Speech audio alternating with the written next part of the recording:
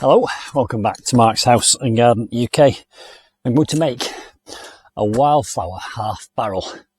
There's a reason behind this and I'll explain in a moment, but you are going to see the finished result in this video because I'm not going to publish this video until these wildflowers have grown, so you'll get instant gratification.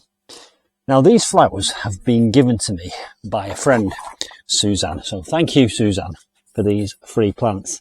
Now Suzanne is an animal lover and very sadly her dog Basil has just died, so all the proceeds for this video off YouTube are going to go to the RSPCA in Crewe and Nantwich in honour and in memory of little Basil, a much loved dog who I had the very great pleasure and honour of looking after many times. So we're going to plant these in this half barrel, and then at the end of this video you'll see this barrel when it's fully grown, and as I've already said, all the proceeds will go to the RSPCA Crewe and Nantwich, and I'll do an update to show you how much these lovely free plants, it's a surplus plants from Suzanne, have made. Right, let me tell you what we've got. We've got some antirrhinums.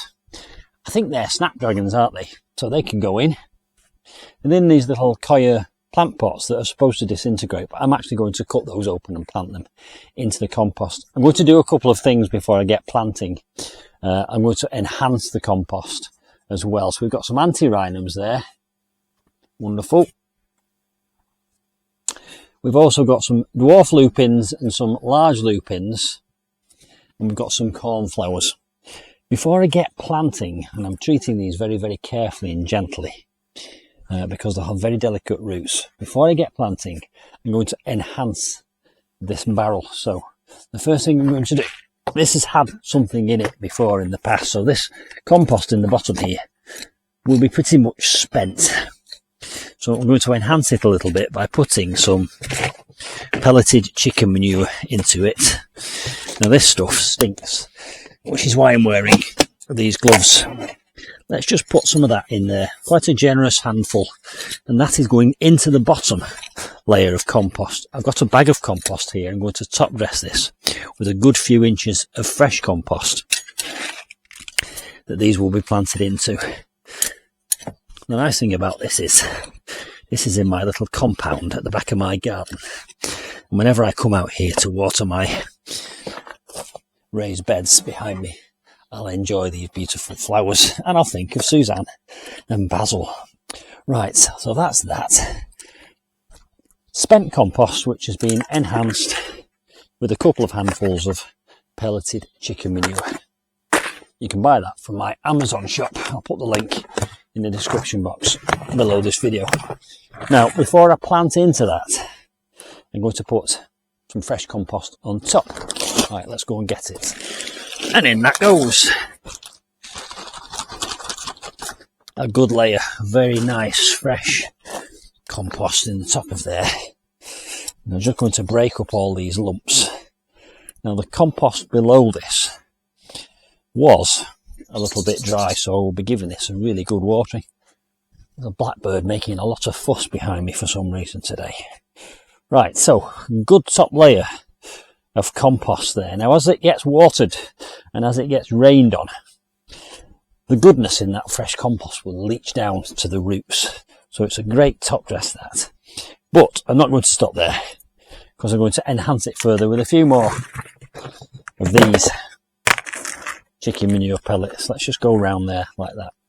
And let's just loosely mix them in with our fingertips. Don't forget, if you're going to use these pelleted chicken manure pellets, wear a good pair of gloves. They really do smell. To me, that smell is evidence that they're going to do a lot of good. Right, let me get these plants in and get them in position. Antirrhinum, I think we've got 3 of those. We'll put 3 in the middle. We'll put them like that. I am going to take them out of these coir pots in a minute because I want the roots to get direct access to this fresh soil. That can go there and that can go there. And where's the third one? Here it is. I don't know if you know this, but I do a bit of singing and Suzanne is also my singing teacher. A couple of cornflowers here, so they can be positioned here. I think we'll go one on this side and one over that side. I'm really looking forward to these taking off. I think Susanna's grown these from seed, and in these little seed pots they've done okay, but they will get even more established now that they're in a bigger pot, because the roots will have somewhere to go to. And this is not before time, because these were about to rip open anyway, so I'm glad to be getting these in. And you can see that the leaves there are going a little bit yellow, which means that they're a bit starved of food. Right, I think that'll do the job. I'm going to get a small pair of scissors now, and then we can cut these pots off and get these plants in. So it's time to start planting. I've got a small pair of scissors just to cut those little pots off. But I've also made some little plant supports which I'll use for these taller, leggier plants until they get a bit of strength. These are actually cut off an apple tree. I wouldn't be surprised if some of those don't take root and we end up with lots of little apple saplings and a little ball of string here. Right, let's get going. I'm just going to take one of my gloves off so that I can use these scissors. Now I shall very carefully just snip down the edge of there and see whether we can just peel that through. It's actually coming away quite easily. I can see the roots coming through underneath here. That's a very good sign. Some quite healthy rootstock there. And just by peeling this away, I'm hoping to give it a bit of a head start. Okay, there's plant number one in. Let's do the same with plant number two, starting in the centre and working outwards.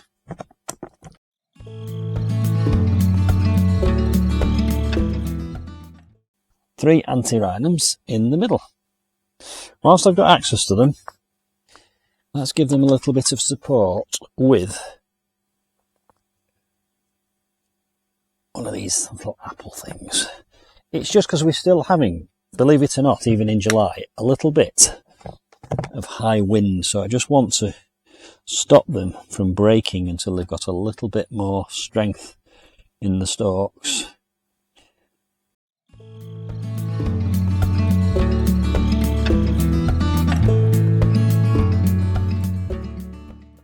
So there we go, all planted up. I'm going to give them a really good watering now so that the roots are in contact with the soil, and hopefully they will just take off. And don't forget, the proceeds of this are going to the RSPCA in Crewe and Nantwich, and you will see the results of this experiment in 5 seconds time. 5, 4, 3, 2, 1. Ta-da! Here it is. Let me just move that to one side. I'm going to bring you in close on this.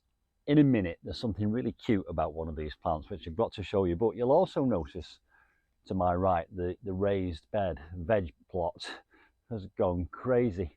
Something very interesting to show you in that raised bed. Let me take you over there first.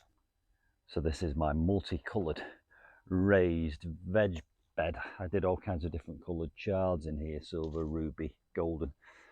This was supposed to be kale. The kale has almost completely failed. But look there.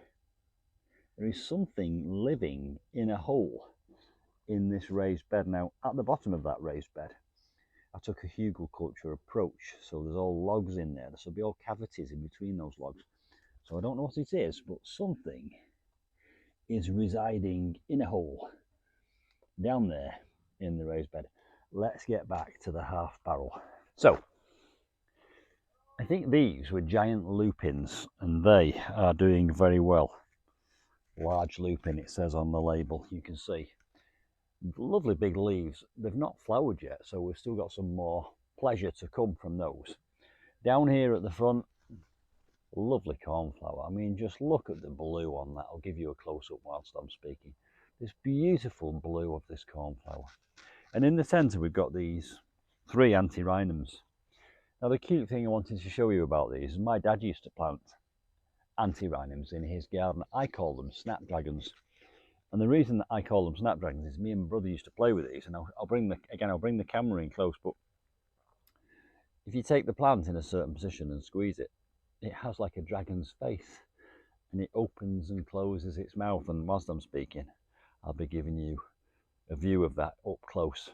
Snapdragons, that's why they call them snapdragons. So there we go. Very, very pleased with the results. Still some pleasure to come. The original video was filmed on the 10th of July. We're now on the 7th of September. So thanks, Suzanne. Hope the video does well for the RSPCA. Hope you've enjoyed that. I'll see you soon for some more wildflower, half barrel gardening adventures. Bye for now.